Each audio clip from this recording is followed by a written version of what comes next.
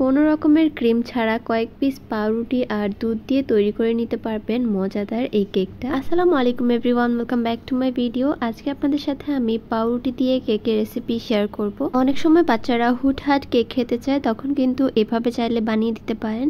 আপনি না বললে কেউ বুঝতেই পারবে না যে এটা পাউরুটি দিয়ে বানানো। তো চলুন কথা না বাড়িয়ে ভিডিওতে যাওয়া যাক। এটা বানানোর জন্য প্রথমে একটা প্যানের মধ্যে নিয়ে নিচ্ছি 1 কাপ পরিমাণে লিকুইড দুধ আর 3 চা চামচ পরিমাণে কর্নফ্লাওয়ার। কর্নফ্লাওয়ারটা দিলে এটা খুব সুন্দর ঠিক হয়ে যাবে আর ক্রিমি টেক্সচার চলে আসবে। স্বাদ মতো চিনি দিয়ে দিচ্ছি আর 2 টেবিল চামচ পরিমাণে গুঁড়ো দুধ দিব। সব কিছু ভালো মতো মিশিয়ে এখন এটাকে চুলায় বসিয়ে দিতে হবে। চুলায় বসানোর পর চুলার আঁচ মিডিয়াম টু লো রেখে এটাকে জাল করে নিতে হবে। আস্তে আস্তে দেখবেন যে এটা খুব সুন্দর ঘন হয়ে যাচ্ছে। আপনার পছন্দ অনুযায়ী আপনি এটাকে একদম ভালো মতো ঘন করে নিতে পারেন, আবার চাইলে মিডিয়াম করে রাখতে পারেন। যখন ঠিক এরকম ঘন হয়ে যাবে আমি চুলা থেকে নামিয়ে নিচ্ছি। এটার ঘনত্বটা আপনারা দেখেই বুঝতে পারছেন। তো এখন আমি কেকটা বানাবো, যার জন্য প্রথমেই 1 পিস পাউরুটি নিয়ে নিচ্ছি। এখন পাউরুটির উপরে যে ক্রিমটা আমরা বানিয়েছিলাম সেই ক্রিমটা দিয়ে দিচ্ছি।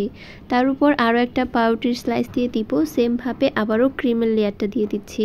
এরকম করে আমি 4টা লেয়ার করেছি আর 5 পিস পাউরুটি দিয়েছি। আপনারা পছন্দ অনুযায়ী লেয়ারগুলো বাড়িয়ে বা কমিয়ে করতে পারেন। সবগুলো লেয়ার করে নেওয়া হয়ে গিয়েছে। এখন উপর থেকে খুব ভালো মতো ক্রিম দিয়ে দিচ্ছি, যাতে করে পুরো কেকটা একদম ভালো মতো কোটিং হয়ে যায়। আস্তে আস্তে উপর থেকে সাইড পর্যন্ত পুরোটাই আমি খুব ভালো মতো কোটিং করে নিয়েছি। তো এটা কিন্তু একদম রেডি। এখন এটাকে আরও একটু ডেকোরেশনের জন্য আমি নিয়ে নিচ্ছি ব্রেড ক্রাম্বস। আমি এখানে কমলা কালার ব্রেড ক্রাম্বসটা নিয়েছি। আপনারা চাইলে এটা বানিয়ে নিতে পারেন, আবার চাইলে কিনতেও পারবেন। এখন এই ব্রেড ক্রাম্বসটা কেকের সাইডের অংশে দিয়ে দিতে হবে। আপনারা চাইলে পুরো কেকেও দিয়ে দিতে পারেন, তবে সাইড দিয়ে দিয়ে এভাবে করে আমি আজকে ডিজাইনটা করে নিচ্ছি। ডেকোরেশনটা সম্পূর্ণ আপনাদের উপর নির্ভর করছে, যেভাবে পছন্দ সেভাবেই ডেকোরেশন করে নিতে পারেন। পুরো কেকটার সাইডের অংশে আমি ব্রেড ক্রাম্বস দিয়ে ডেকোরেশন করে নিয়েছি। এখন উপরের অংশে দিয়ে দিচ্ছি কয়েকটা টুটি ফ্রুটি। এখানে আমি কয়েকটা কালারের দিয়েছি। আপনারা পছন্দ অনুযায়ী যে কোনো একটা কালার বা যে কোনো কিছু দিয়ে কিন্তু ডেকোরেশন করতে পারেন।